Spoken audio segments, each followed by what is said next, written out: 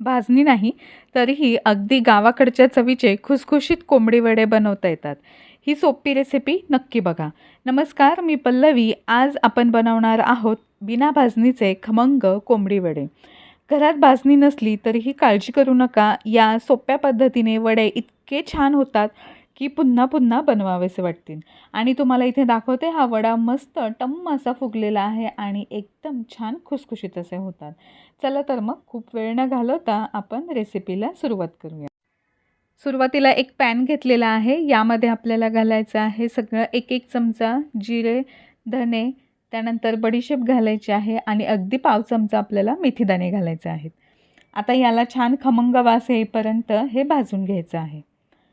आता हे सगळं आपण छान असं भाजून घेतलं की हा आपला कोंबडी वड्यांसाठीचा मसाला तयार झाला. आता हा थंड होऊ देऊयात. तोपर्यंत आपण एका भांड्यामध्ये पिठं घेऊयात. आता हे बिना भाजणीचे आपण करत आहोत, त्यासाठी आपण एका भांड्यामध्ये घेतलेलं आहे 2 वाट्या तांदळाचं पीठ. एकदम बारीक असं तांदळाचं पीठ दळून आणलेलं आहे. यामध्ये घालायचं आहे 1 वाटी गव्हाचं पीठ.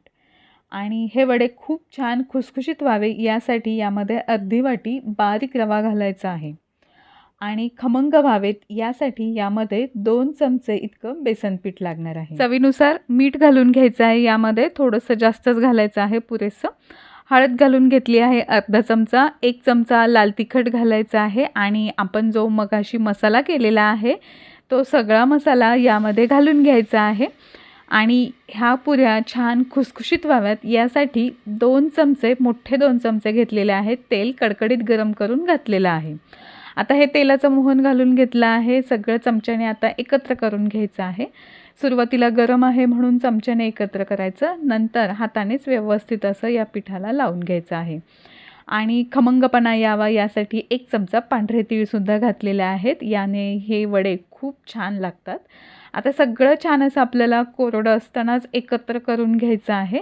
आणि त्यानंतर यामध्ये 2 वाट्या इतकं गरम पाणी घालून घ्यायचं आहे.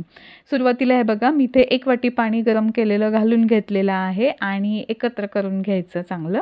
त्यानंतर उरलेलं सगळं जे पाणी आहे ते सुद्धा घालून घेऊया.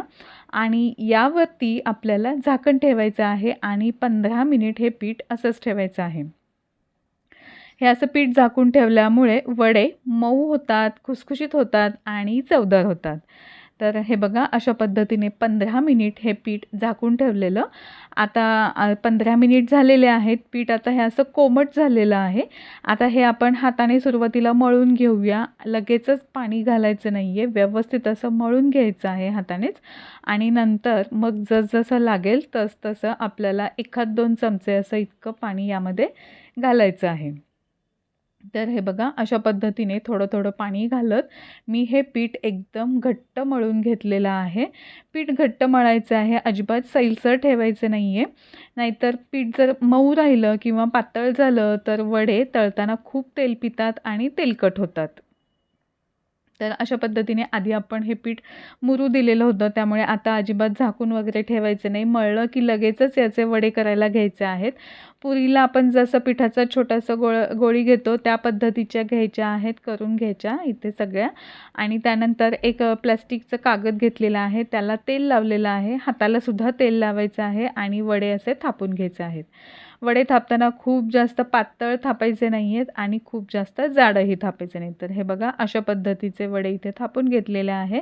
मध्ये आपल्याला याला असं होल करून घ्यायचं आहे आणि हे बघा, अगदी सहज वडा हा थापला जातो आणि निघलासुद्धा जातो. आता मध्यम आचेवरती आपल्याला हे वडे तळून घ्यायचे आहेत. वडे तळत असताना नेहमीच मध्यम आचेवर हे तळायचे आहेत. खूप जास्त मोठ्या आचेवरती तळले तर बाहेरून पटकन तळले जातात आणि आतून कच्चेच राहतात. तर हे बघा, अशा पद्धतीने छान सोनेरी रंग येईपर्यंत दोन्ही बाजूने एकसारख्या रंगावरती आणि हे वडे तळायचे आहेत.